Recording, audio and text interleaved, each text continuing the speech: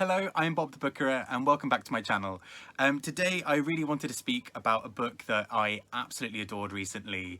I read it as an advance copy, so actually this book comes out in I think August or September, and that is Dinner Party, A Tragedy by Sarah Gilmartin. This book is incredible. I loved it, I loved it, I loved it. I'm going to ramble on about why I like it in just a moment, but just to kind of set up a bit of the backstory.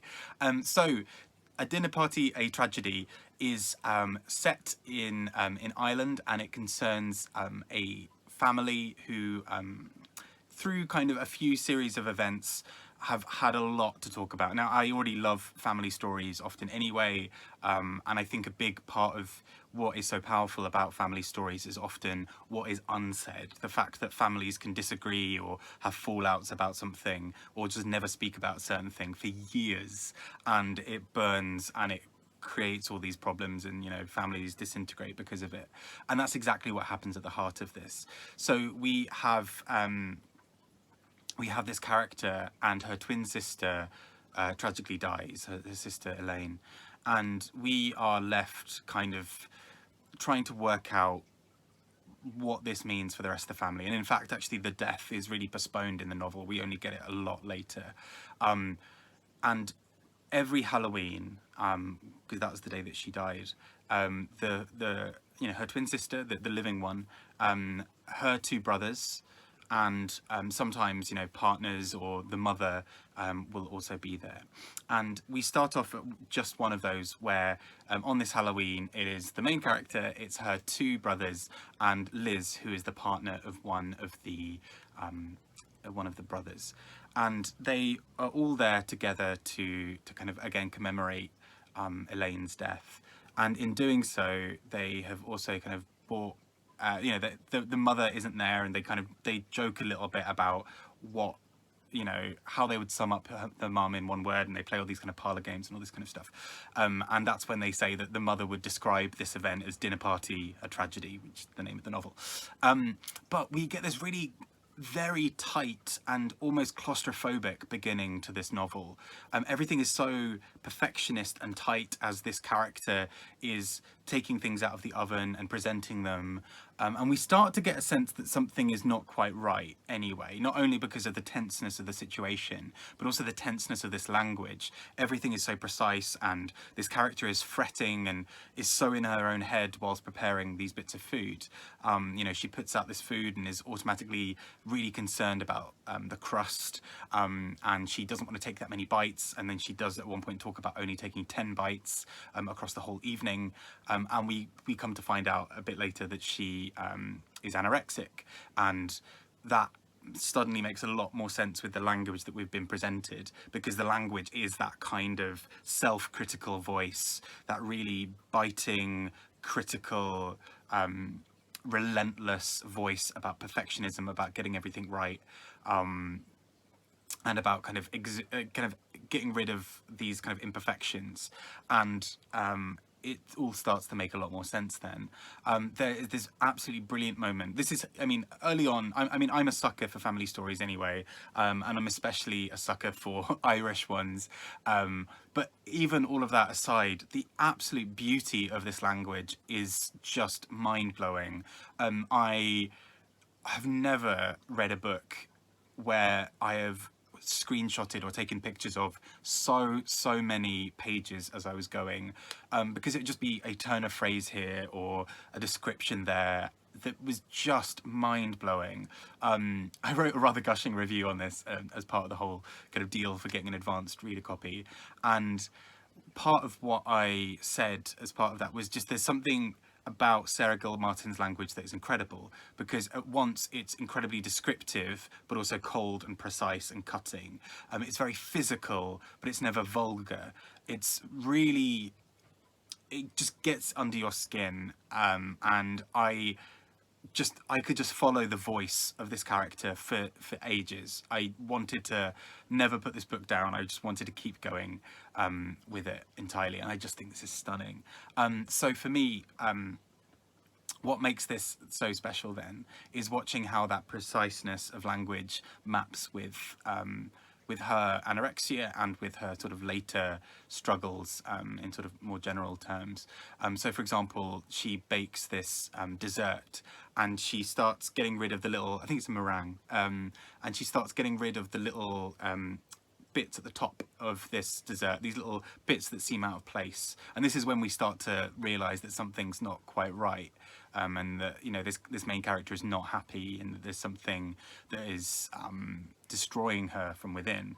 And it's that she kind of starts kind of taking these little tips off of these like little meringue bits or cream or whatever, and then she can't get them all to line up, so she just throws the whole thing in the bin. And she acknowledges she spent days preparing and thinking about this dinner, and she throws the dessert in the bin, and she has to sort of do this whole thing of saying, oh, you know, I accidentally, it was a baked Alaska, I think, and like, oh no, I took it out of the freezer too early and it's all ruined and it's disgusting, so we're not going to eat it. And she kind of palms it off that way and kind of makes light of it. But as this novel goes on, we start finding out more and more about the backstory of this family. So the reason there's such animosity towards this mother, you know, they speak about how there is a real tussle between the siblings and the mother, because all of the siblings feel hard done by and think that somebody else is getting better treated. All of the siblings feel, for example, that they're having to do the lion's share in supporting her or supporting other parts of the family, which is such a common sibling thing, right? Of everyone kind of feels that they're the justified one. Nobody ever thinks, oh yeah, I didn't do enough, I'm the bad sibling. Everyone always thinks that they're the one who's doing it all. And we get a little bit more of an insight into these brothers. You know, the brothers, one of them went away to the US at quite a young age, and so wasn't there for a lot of the drama in this family, and is now, as a result, seen as the kind of a bit of a black sheep. It's kind of held against him that he wasn't there and that he's let sort of the side down, and he's only kind of coming in and trying to save the day now. The other brother is seen as being at fault because he was there the whole time and did nothing. And then the sister, who has a twin, is seen as being in the wrong because in her mother's eyes, the twin who died was, you know, the one that she loved more. And it was almost as if the wrong twin died, which sounds horrible. And so we just kind of start jumping about in time from there, learning more and more about these characters. And it's just beautiful. Because we just get this real insight into, you know, the main character going away to university. It's the first time she can really break out and be in a relationship with somebody, or like be away from people and be seen as her own person. She's in a place where nobody knows her twin, and so for the first time she doesn't have to speak every day about her sister, but her perfectionism starts eating away at her quite literally as well, with her, in terms of her anorexia, and friends start becoming incredibly concerned, and she starts really going downhill. There's an absolutely beautiful and horrific and powerful scene where she talks about her sister's grief eating away at her, and she says, I'm paraphrasing slightly, I'll put it in the comments, but I mean, I only say this because I can't break away now because my cat is on my lap and won't let me. But it's something like, loss halved me and then halved me again. And I just think that's stunning, because it's, again, that seems like such a basic thing at first, but it's the fact that loss physically halved her. She went from being one of a twin, you know, one of a pair of twins, to the only one. And then it halved her again. It destroyed her internally and halved her in terms of her weight. You know, she plummets, you know, her body weight plummets, and she becomes really quite unwell. And so there's just so much layered meaning in almost every phrase, and everything feels so leading and so powerful. And I just couldn't stop, as I was reading this book, from just thinking about how beautiful this was. You know, when talking about loss and anorexia and characters having breakdowns and death and family relationship breakdowns, it would be so easy for the novel to descend into this mire of sadness that nothing can grow out of, and that is just endless and and kind of gone forever, but there's so much humor and light and warmth in this book. The characters joking with each other come up with the most hilarious and most ridiculous things. They're kind of having these dinner party conversations and say things that are outrageous and brilliant and funny. Even the mother, who in her older age is so bitter and angry and can't seem to let go. You know, she feels like she's been let down by her children. She feels that some of them don't visit her at all, and that the ones who are always around are just sort of leeching off her, but at the same time can't bear this idea of being alone. All of that happens, and you just think, where is there for this to go? And then the mother makes a joke, and the whole family is laughing, and it's just brilliant. So I, as you may be able to tell, loved this book just a little bit. And I think, again, and without spoiling too much, I feel like I've already spoiled a fair bit probably. Without spoiling too much, what is so great for me about the way this book ends is that it doesn't, for me, it avoids two pitfalls in one fell swoop. And it's one of those pitfalls is characters have, you know, some kind of issue that they process, and everything gets magically fine and they're great and they're okay, and it ends on a big happy, you know, punch in the air, like everyone's good. Or the other pitfall can be the characters never recover. It's dark, it's bleak, it's terrible. Everybody dies, and it's just grim, and you end on that note. And somehow the book manages to find a really unique and beautiful place in the middle, where characters get better, and it takes time. It's slow, it's difficult, it's painful. Nothing happens overnight. But the characters get better, and they want to get better, and they want to experience life, and they spend time with each other, and they love each other, and through all of that they find some kind of sense of meaning. And it's not corny. Like, I think that's what's so incredible about this book. For the amount that goes on and the amount of trauma that these characters face, they never feel like they're pitiable, or they're never really looked down at. They're given a sense of warmth and of power and of agency, and in the end most characters pretty much choose to get better. And when they choose to get better, people around them also respond and support them in getting better. Not always in the best way, but they support them, and they try. And ultimately, I think that's what's so hopeful about the end of this book, is these characters try and they get somewhere, and it's not messy, it's not neat and tidy, it's still quite messy, but something happens and these characters keep moving on. And I think I loved the idea at the end of this book of thinking that the characters are actually okay. You know, they're going to be all right, they're going to make it. We don't end the book with them completely fine, but you get the sense that they're going to keep moving forward and are going to be fine. So this is a remarkable book.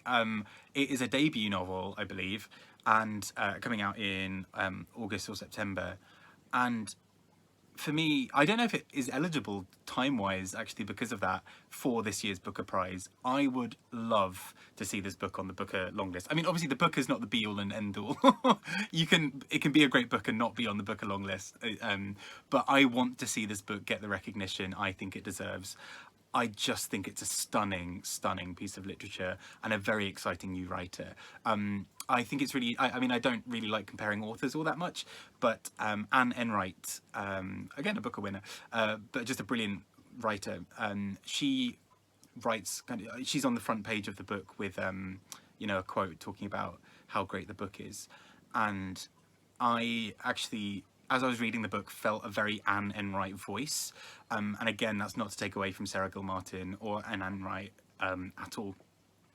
But for me, what's so brilliant about both writers is their ability to not only capture voice of characters, but to keep this kind of energy and momentum in the prose all the way through a book. This book is so alive. It crackles with this kind of joy at times.